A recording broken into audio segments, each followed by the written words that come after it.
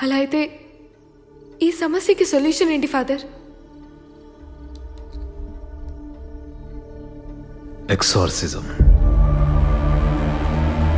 Let us throw some light to the darkness.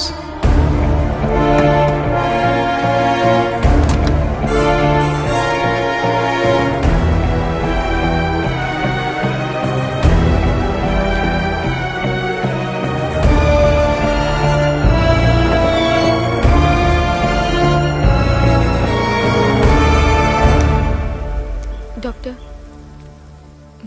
Jealousy right?